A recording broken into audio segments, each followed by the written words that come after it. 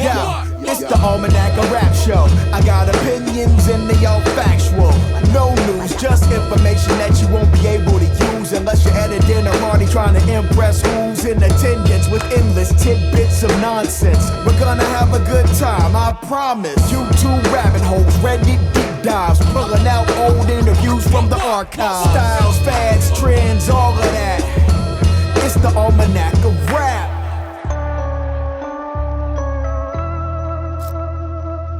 Hey, what's up, y'all?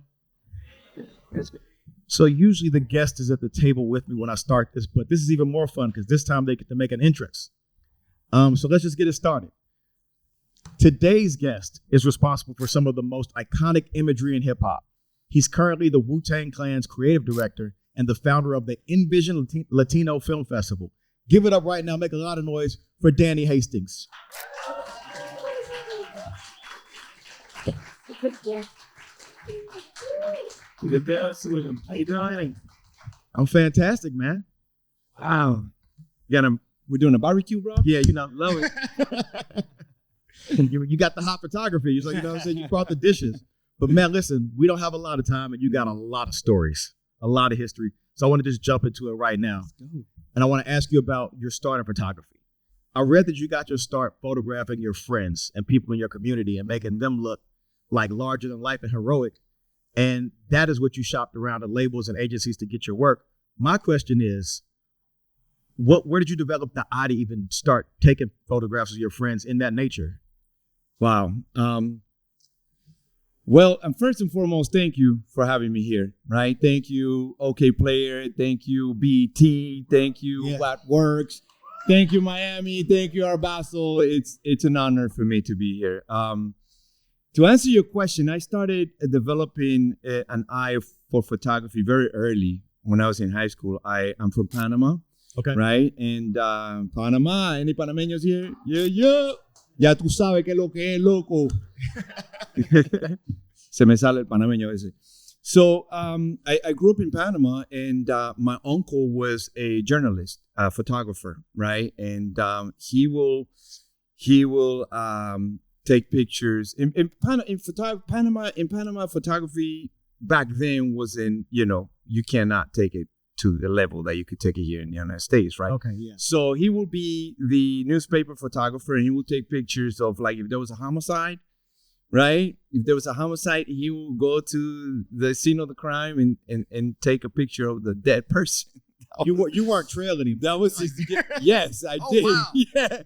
So when he would babysit me or I was with them, it's like, oh, I got a gig, let's go. He'll take his nephews with him, and then I saw the power of a photographer because, through the police line, through the barricades, through, everything, he would walk with the camera and all the cops would be like, hey, Walter, pasa, hey, and then he will go through, and I was like, okay, photography gives you access. That was my first, right?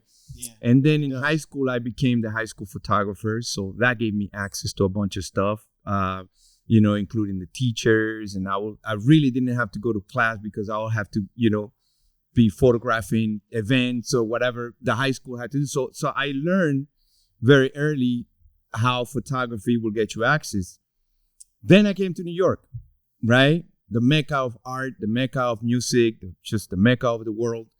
And I started gravitating to everything that was around me at first. Yeah. And what was around me was my neighborhood, Jackson Heights, right? And what year was this? Oh, this is like 1987. Oh, when shit was just popping. Yeah. Okay. It was crazy. Yeah. So I was the kid in the neighborhood that made friends with a camera, right? And they will be like, what is that? And then I'll take pictures, and then I'll develop it, and I'll bring the pictures back. So now I'm like certified in the hood as the photographer. Like, yeah, come through, and I will take pictures of everything, like basketball games, football, anything, hanging out, smoking blunts in the park, like everything, right? Yeah. By 1991, I had a job. I was able to fake it till you make it. as a developer photographer, right? You got to show up for the job you want. I read as an the person I you read wanna an be. ad in the newspaper that said we're looking for a darkroom technician, and then I was like, well, I know the theory. I know how to do a print. Let me just go over there, right? So I went there. It was called Spectral Labs. It was the largest near city lab, like in New York. And the owner was like, "You're too young to be a printer. You're like 19. Like, you sure know how to print?" I said, "Yeah, I know how to print." And it's like, "All right, come on, let's go." He Did took you me- know how to print? No, bro. I never printed in my life. I knew the theory, and I was always around, right? But I would send my photography to the lab, right? So then here I am for the first time in the darkroom, right? It's like, "All right, do a print." And so it's like, "Here's the job." And he gives me the negative. I was like, "All right." She's a negative, enlarger. It's like, "Yeah, that's the timer." "Yeah, that's the timer." "Well, go do the print. It's New York. You got to come on. Okay, what are you doing?" And it's like, he knew I was bluffing. Yeah. But then I put the negative in the carrier, put it in the enlarger, hit the print. I take the paper and I was like, "Where's the tray?" He's like, "What do you mean tray? This is a commercial lab. Put the print in the machine." I'm like, "Okay." That print came out immaculate. He was like, "Okay, kid, you got the job." I landed the job, bro. So That's crazy. in 2 years, I knew everything I needed to know in photography. I was printing faster than all the 35-year-olds. You know what I mean? In fact, they had to tell me like, "Yo, kid, slow down. You're making us look bad." So I had to learn. I'm Caribbean, so I'm like, I got 3 jobs. Yeah. You know what I mean? So I was doing everything. And then I found hip hop, right? Like, I already knew hip hop, but I found like the industry, Yeah. right? I found a magazine called The Source. They only had like a handful of magazines, Yeah, it was early. There were like 2 or 3. It must Yeah. have been that many. Like the Source started out as a pamphlet. Yeah, exactly. Right. So I took my work there. And then I read, I'm a self-taught photographer. So I read a lot of books in photography and the business, and I found that I needed to have a portfolio, and I found that I needed to contact art directors, you know what I mean? And I was like, okay. I started doing that, and with my collection of magazines and my collection of CD, LPs and tapes, I found the addresses of the companies. They used to have the addresses in there. Like They used to have the addresses, so I club went and all there. that shit. Yeah. So I went there. I knock on doors, and I brought my portfolio. I want to bring my portfolio. And this is a good advice for people like, that are starting in this business. Don't be afraid to show up, show your work, and just go places. Like, nobody's going to hire you staying home. You know what I mean? You got to go to where it's at, right? So to answer your question, I'm long-winded because you got me from the start. I brought the pictures that I had of all my friends, right? Yep. Very natural, hanging out, pictures of Black, Latino youth, right? Everybody was the 90s. Everybody had the Timbs, the Everybody hoodies, was fly. you know what I mean? Dress code, yeah. And the source right away was like, who are these artists? Like, this is amazing. And I was like, no, these are not artists. Like, you have an eye. We're going to give you a job. And they called me the very next week. And my first gig was shooting a editorial for House of Pain. And House of Pain had jump around all over the place. Yeah. Man. All over the place. So when I shot that, I was already kind of contacting labels because remember, I saw the address of the labels on all the LPs. Right. And I sent that House of Pain picture to them, and that's all she wrote. As soon as they saw the work, they started calling me. My first album cover was Return of the Boom Bap by KRS-One. KRS. Out the gate. Heavy. Out You were the gate. Out the gate, you were certified and stamped, but you said something really important about your journey is that photography gives you access. Yes. And I think listening to that story, like just navigating the world you're in, it was just the photography that gave you access and people trusted you and still trust. And from that, you went on to shoot. I mean, it's upstairs in your exhibition, Latent Images, which I got to check out. It's amazing work. Thank you. And it was like it was a walk down memory lane in a way for me because that's Like those albums soundtrack my adolescence, and those images, like that moment was where I was like, that's how I want to be. Like, you know, it just kind of helped me figure out myself.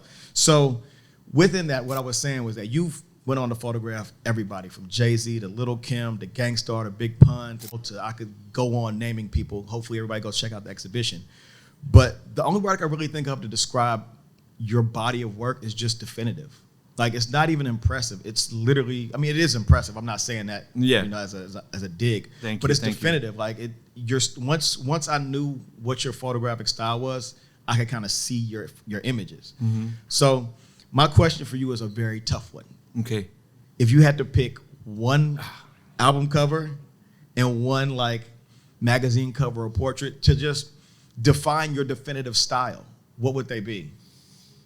Wow, that's a hard question. Yeah, it is. It is. Like, I was like, who's your favorite kid? I'm like, I can't. You don't have to like select one. You can give me a couple. It's fine.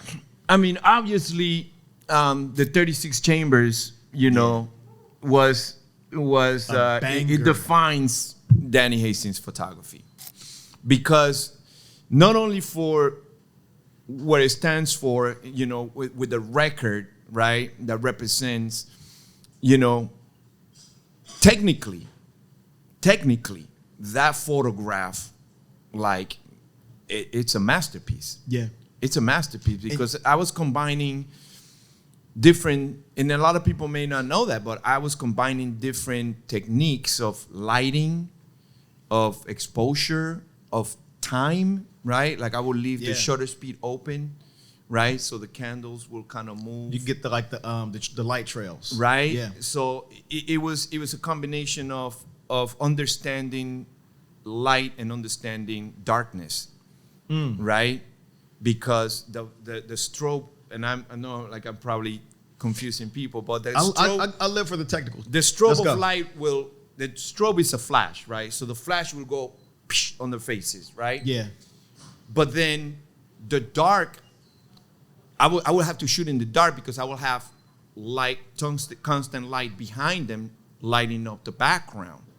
So they will have to be in the dark in order for them not to be affected too much. And then the candles will move because I left the shutter speed open a little bit. So it was a time-lapse photography almost, like, right? So on top of that, I put Vaseline on the lens, so you see Softens a blurriness on the lens, on the image. You see, you know, because I didn't have Photoshop. And that's the other thing that struck me about your body of work, is that a lot of this stuff was just you figuring out how to do it, because it wasn't like in the box. You didn't have a computer to do it with. On top of that, I would cross-process film, and a lot of people don't know what that is. So the film that I shot that album cover with was supposed to be a transparency film. Remember those slides? You remember what slide was? Anybody knows what a slide is? Yeah. A slide used to be a positive film that you will put on a projector and you will see it. Yeah. I use that type of film, but process it as a negative. So all the colors will give you a high contrast. Oh. That none of my pictures back then looked normal. Yeah, how did you think to do that? That was the lab work. That was the 2 years of lab work that I went, the access to learning how to print and learning. I was in the lab mixing chemicals. Yeah, so like, and a lot of people didn't have that level of, I went to film school and I definitely didn't have that level of like access to just the materials to make images and study that way. I would be like, when everybody was hanging out, I was like in the lab mixing chemicals and staying after my work because I had a 9 to 5. But after 5, I was doing Danny Hastings. Yeah. You know what I mean? I had access. I would get film. It was a photo store, so I had access to a lot of film now. Film was expensive. Still you is. Know? It's more expensive now. Like, you know. But I could imagine back then I when you have access to film, so now I have access to the developing and I have access to be creative. So I would shoot now, you know, all my assignments and then go to the lab and just tweak the film and do creative things that no one else was doing, because everyone at that time, photographers at that time, were taught to, you know, balance the light correctly and white balance and, you know what I'm saying, like normal, like make sure the skin tone is right. No, I was shooting Brothers Blue, and red and orange, crazy. And you know what I mean? Like it was. That's what trained me. So another question is, walking through the exhibition, I started to like get an eye for your style, but there was one image in specific that I saw that I didn't know you took that blew my mind. It was Monica. The Monica. So my question, like that album, Monica, I'm a big fan. But the question I have for you about that image in particular is, what's an image? Are there any images that people are always shocked to find out that you took? Like, I mean, I know you have a style and people can kind of look at your aesthetic, but are there any images when people find out they're like, yo, you shot that too? Or is that everything for you? All the time. People go crazy. Like when they start seeing like, Built In for Cuban Links, Nas I Am, Capital Punishment, Monica, Joy, Diary of a Madman, Jodeci. People go crazy for that one. People are like, what? I got to ask you about this album cover. Whose idea was it to wear the wetsuits? A stylist named Sybil Phoenix, I believe. Yeah. It was. She was like this stylist of that era. Because I didn't pick up on it being wetsuits until later in life. They're fishermen. They were like fishermen. Yeah, they're like the fisherman pants you like wade into the water in. That I was like, this is the craziest looking overalls I've ever seen in my life. Yeah. And then photo shoots like that really prepared me because Jodeci was the first artist I shot that was famous. Nobody I shot before was famous, like famous. They were platinum. They were rock stars. You were getting them on the debut on the way up. On the second album. It was the second album. Yeah, I mean, everybody else, but Jodeci was humongous at that point. At that point. Yeah. And I was not prepared for that in terms of, they came in with a lot of that rock star power. Oh man! And they showed up. They showed up like the photo shoot was like 11 o'clock. They showed up at 4, right? And they left at 5 o'clock. They only gave me like 15 minutes. I did that album cover in 15 minutes. Listen, they had to go to the desert to film a video. They were like, "You got it, you got it," and they left. You know what I mean? But that 15-minute window. If you see, I only got like 3 rolls of film, like with them. Yeah. But that shot was a masterpiece. Again, a combination of light. And up there you'll see, I did, and when you hear my voice, I explain. I did 2 different style of pictures in the same moment at the same time using different lighting, and you're gonna see why that picture is like that. So go to the exhibit and listen to. The exhibit is amazing, and I wish we had the photos just right now, but people will get to experience on their own in an immersive sort of way. Another question I have for you is sort of an obvious question. Why isn't there a book? Will this be a book? Yes. Okay. We're working on that. All right, because I need that. I need that on my coffee table. I have all of the albums, but it was also cool to see like outtakes and photos that were unpublished, like up there. It's the hardest thing. So I own over 40,000 negatives. Yeah. And so asking you favorites about stuff like that, it's like, it's massive. It's massive. So now I'm looking at like, you know what? Maybe I have 3 books in here. Like the very beginning of my career, the middle, and maybe towards more of like that high stylistic style that I started developing later.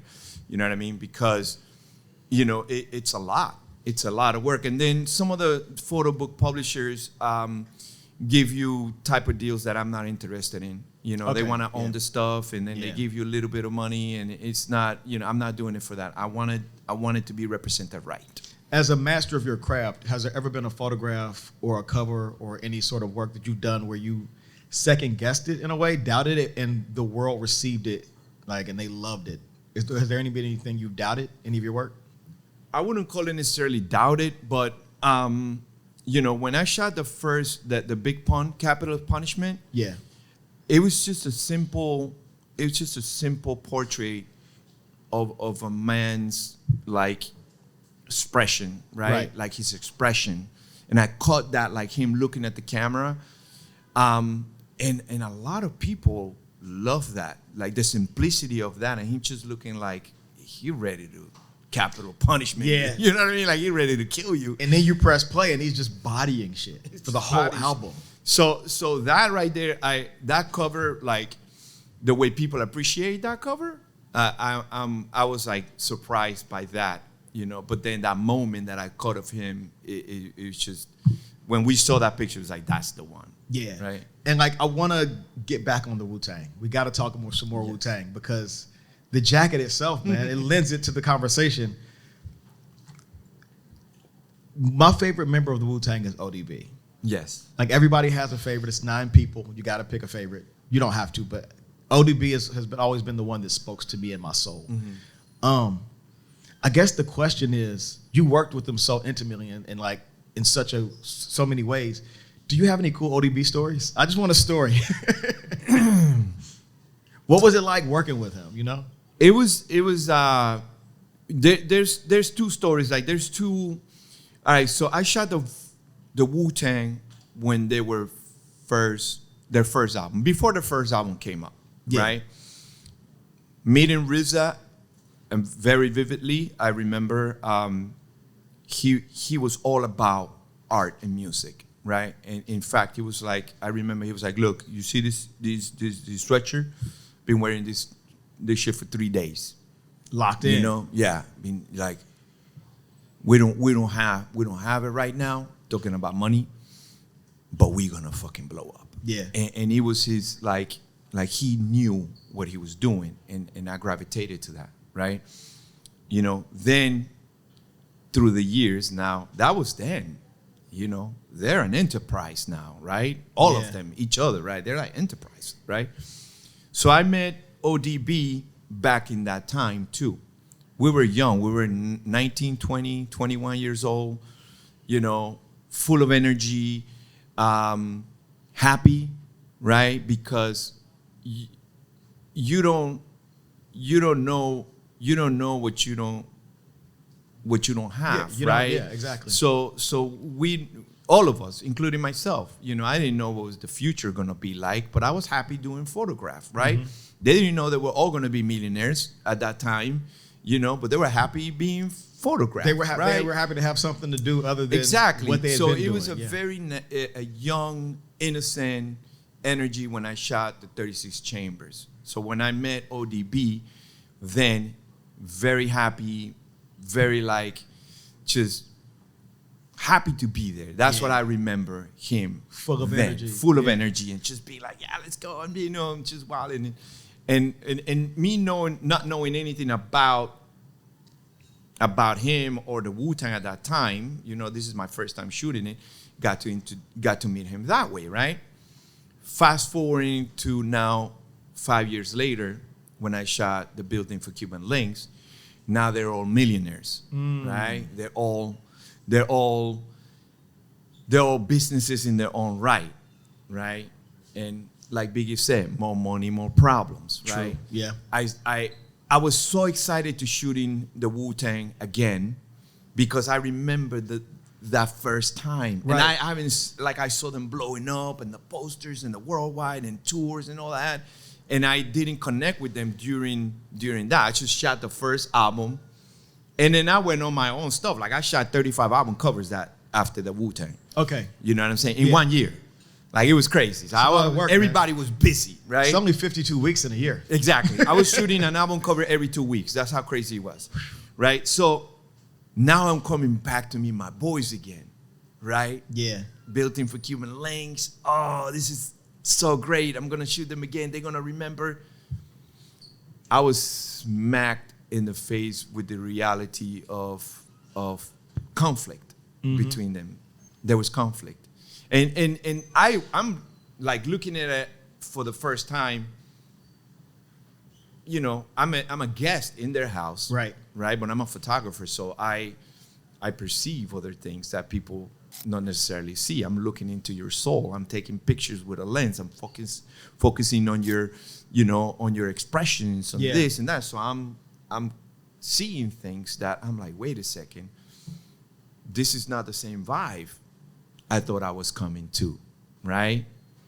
And if you see those pictures, everybody's serious. Everybody's like together, but like distance. And then now you guys can see like the Hulu show of Mike's and Men, and you could see the stories because RZA talks about that. But I caught that very first hand. And during the Built-In for Cuban Links, I album shoot. ODB we was waiting for him. You know, he showed up like 6-7 hours late. Yeah. And he came in hot. He was very upset. He was very upset at them because they didn't show up to his Brooklyn Zoo video shoot. And he was cursing. He brought in that energy. And he was like, you know, if it wasn't for me, y'all wouldn't be here. Like he was like, he came in. Yeah, because he was the second album. No, Method Man was first, then ODB. Yeah. So, and then, you know, RZA touches upon that on his Hulu show. So right. go and see that. Yeah. But I'm like internalizing everything that I'm seeing like from an outside, and I was like, oh wait, there's something going on here that I don't understand. And I saw how RZA handled it, and you know, throughout the entire photo shoot, if you see some of those outtakes up there, he was trying to talk to his cousin. You know what I mean? Like, yo, like da da da da. Yeah. And then I was just shooting and let them figure it out. You know, because my focus was Raekwon and Ghost. Right. But the energy around, you could see in the photo shoot was, and as a photographer, was intense. Yeah, as a photographer, your role is almost to be a fly on the wall. I mean, like in that scenario, you're kind of directing the action a little bit. Yeah. But you set the scene and then you capture it. Yeah. And before you set the scene and capture, you have to kind of come in the room and see the energy and see what the vibe is and the climate is. And it sounds like it was chaotic. It sounds like it was just everything that the outtakes upstairs show. Yeah. But moving on, your relationship with the Wu-Tang is still great. Oh, In 100%. fact, you're the creative director of Wu-Tang. Yes. So what does that entail, being the creative director of Wu-Tang? Oh, right now I report to RZA, right? Okay. RZA is not only a friend, and, you know, but a boss, right? And RZA is a highly creative individual that I don't even have to explain what he does, from film to music to, you know, shows. And he brought me on board to first and foremost to revamp the show, right? So I help him on the everyday, always coming with creative ideas that he approves. And when you say the show, you mean like the live performance? live concert, Okay. the Yeah, live yeah. concert, Oh, man. the live concert. So Such a fun gig. It's such a fun gig. I travel with them all over the world, and I got to see, basically, when I started out, it was a regular Wu-Tang show where they will actually just be like, you know, the 9 brothers on stage with a couple of graphics. But bro, we revamped this show so much that we have dancers, kung fu fighters, ninjas. We have a samurai. We have a lot of visuals. The lighting work it's amazing. All we need is pyrotechnics. You know what I mean? Like, we need fire, RZA. We need fire in the Wu-Tang show. So, but we're elevating. 2025. We get the fire in 2025. Wu-Tang is the AC/DC of hip hop. You know what I mean? Like, that's it. Like, Wu-Tang is that legacy, right? So we elevated the show, and that's what I work on the everyday. On top of like doing like a lot of the new albums that are coming out. Like, I just the creative director for a ballet through mud, which is his new classical. Yeah, it's a breathtaking. I haven't got to check it out. You need to listen to that. Yeah, it's our boy Bobby RZA. I don't want to say Bobby Digital because it's not the Bobby Digital brand, but you know, we call it Bobby Digital. But RZA's music excellence, right? And going and doing a classical album that has nothing to do with hip hop. It's a classical album, and I got to art direct that. I also work separately with all the guys. Like, I just did the Ghostface Killer Set the Tone album. Ah, shit. Yeah. So I did that. I work with Raekwon. I work with all of them separately too. Okay. Right? So, but on the day-to-day, I report to RZA for any creative needs that the brand needs. Well, a lot of your career sounds like it's just been a natural progression. Like, a lot of things have led to other things, and one thing that this has led you to is doing music video and film. Yes. I found out you did Black Star's definition video. If I'm not mistaken. 1, 2, 3, most definitely quality. Yeah. What was that day like riding around in that van? Like, do you remember that day? Yeah, of course, man. Shouts to High Tech, Cincinnati. Yo, High Tech, Mos Def, Talib. You know, I dabble into into video, like into music video, very early. Like I also directed J. Reed the Damager, You Can't Stop the Prophet. Oh, the wow. animation. That animation was like, shout outs to Chris Cortez and J. Reed the Damager. That animation was beyond, like, nobody never seen anything like that. It was actually number one on Yo MTV Raps before Yo MTV Raps closed their chapter on MTV. That was a mind-blowing Yeah, it was. But I didn't, I was so busy with photography that I couldn't dive into music video as much as I wanted to. Like, and also, like, I was so busy with photography, and at that point, I was looking at like photography was way more lucrative than music videos, because even though you had like a bigger budget on music videos, you had 2 weeks of prepping and a month of editing and all that, and then photo shoot was I was quick in turnaround, and I was shooting 35 album covers a year, so I couldn't really take a lot of music videos. But that video, that definition video was amazing, because I lived in Brooklyn at the time, and we wanted to do, it was one of those first video that it was just like, let's grab a 35 millimeter camera, put it on the shoulder, and let's just walk around Brooklyn, and just do what we do, right? Yeah. It was almost like, it reminds me of like how the videos are done today, right? Where it's just, it was just guerrilla. Just guerrilla style, a bunch of filmmakers coming together, but it was like a big bulky camera, like a 35 millimeter Arriflex. Oh wow! Yeah. It's like carrying a bazooka. Yeah, exactly, right. And then making a music video with that. But then, if you see that video, it was so raw and so, like, part of the culture, and being in Brooklyn, and it just show the people and love too, right? Yep. It wasn't like nobody like pretending anything. It was just really beautiful. It was a beautiful day. Dead Press was there.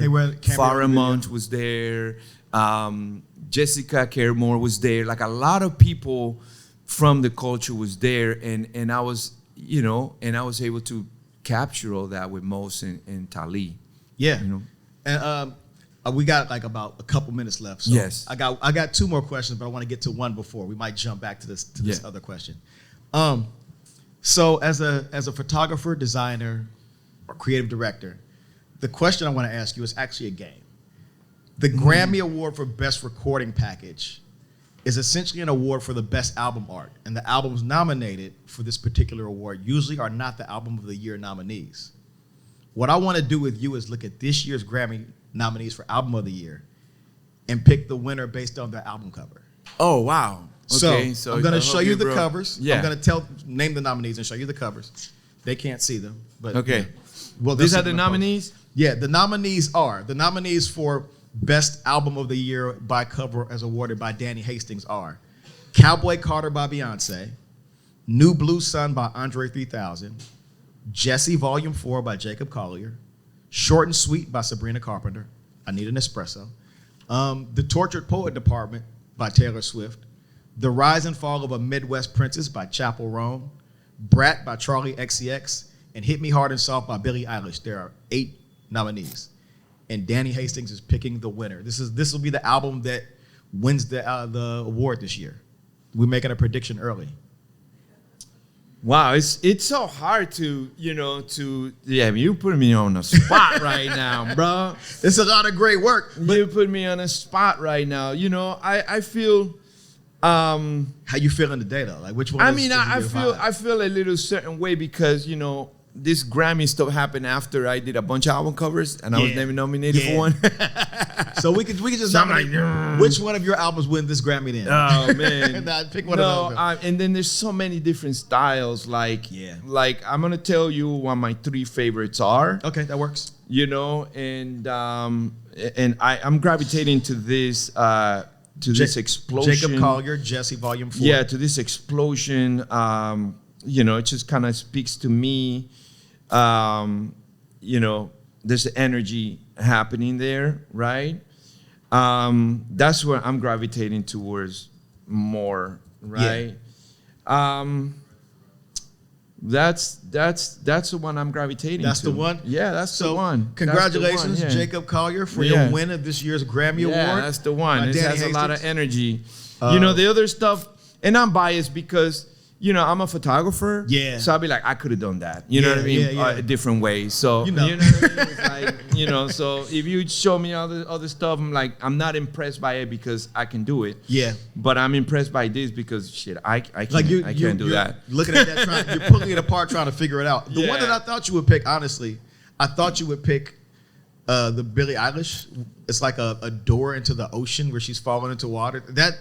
To be honest with you, I can't even see that right now. There we go. It's a little like, dark. Did you watch Game of Thrones? Yeah, I love It's like Game of Thrones. It's too dark. You can't even focus on the action. It's too much. I mean, darkness. based on that, now you're telling me that, I'm like, oh shit, yeah, I can see that. I thought it was like a sticker for I can't see it. Yeah, I it's can't too see it, late. yeah. We already gave the Grammy to Jacob Collier. No. He's already Plus, made his if speech. it was that, I would love to see a little bit more, like a little bit. Like I come from the time where like great album covers, you didn't have to figure it out too much. Yeah, You would just be gravitating towards like album covers like Pink Floyd, The Wall.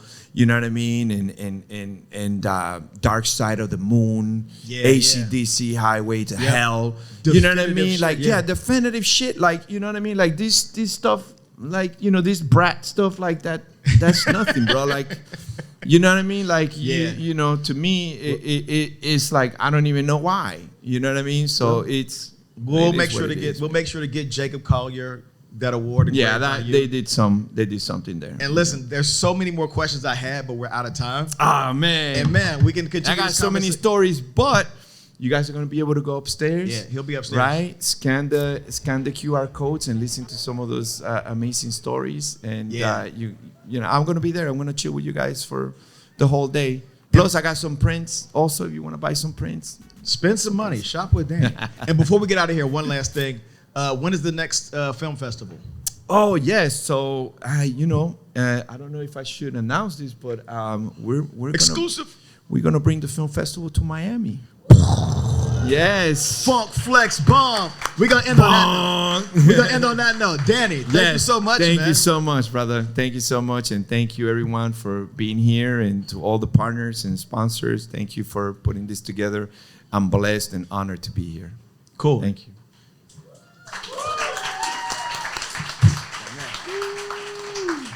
I had so many more questions. Oh man. Yeah, it's the Almanac, a rap show. I got opinions and they all factual.